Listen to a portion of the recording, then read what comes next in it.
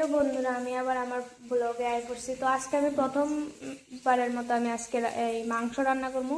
তো এখানে আমি মাংসটা আধা ঘন্টার মতো ম্যারিনেট করে রেখে দিচ্ছি। এখানে আছে সরষের তেল, পরিমাণ মতো লবণ, পরিমাণ মতো হলুদ, পরিমাণ মতো মরিচের গুঁড়া। এখানে আছে দারচিনি, এলাচি, লং, এগুলা সম্বাসের সময় দেবো। এরপরে এখানে আছে এই জিরা ধনিয়া গুঁড়া। তো এখানে পেঁয়াজ কুচি আছে মশলার লিগা আর এটা সম্বাসের লিগা। আর এখানে আছে এটা রসুন বাটা, এরপরে আদা বাটা, এরপরে মরিচের বাটা। তো এখানে আমি কিছু আস্তা রসুন রেখে দিয়েছি, একটু আমি এক্সট্রা দিই। তো এখানে আমি আলু দিয়ে ভাজা দিতেছি লাল লাল করে। তো এরপরে জায়গাটা আমি ভাইতেছি। তো এখানে আমি পরিমাণ মতো তেল আবার গরম করে দিতেছি মশলার লেগা। তো এই তেলের মধ্যে আমি পরিমাণ মতো দিয়ে দিব একটু চিনি, যাতে মাংসের কালারটা সুন্দর হয়। তো এখানে আমি দিয়ে দিচ্ছি তেজপাতা, তারপরে লং, দারচিনি, তারপরে আরও চিনিও দিয়ে দিচ্ছি। তারপরে তো এখানে আমি দিয়ে দিচ্ছি পেঁয়াজ।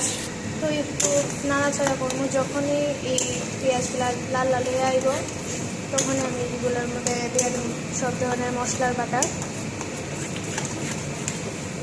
তো একটা প্রবলেম হয়ে গেছে, অ্যাকচুয়ালি এটার মধ্যে মাংসটা জাগ হইতো না, এটাকে আরেকটা কড়াই আনছি। তো এটার মধ্যে করবো, এটাই আবার ঢাইলা নেব। তো এখানে আমি অ্যাড করে দেবো পরিমাণ মতো মশলা, রসুনের বাটা, তারপর এখানে দিয়ে দেবো আদা বাটা, সবগুলো দিয়ে দেবো, আর মরিচ বাটাও দিয়ে দেবো।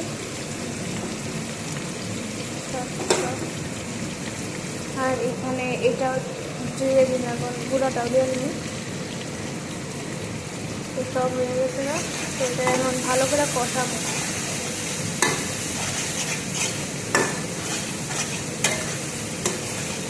তো এখানে আমি পরিমাণ মতো হলুদের গুঁড়া দিয়ে দেবো। তো দিয়ে দেবো পরিমাণ মতো মরিচের গুঁড়া।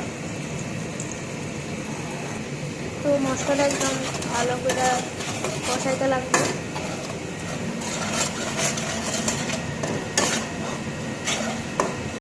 তো আমি দিয়ে দিতেছি মাংস। তো দেখতেছি আমার মাংসটা একদম অনেকক্ষণ দিছি গালি। তো একটু নাড়াচাড়া করে কিছু সময় ঢাকা রেখে দেবো। তো আমার মাংস রেডি। তো তোমরা যারা যারা খাইতেছো আমার ভাই টাইমটা টাটা।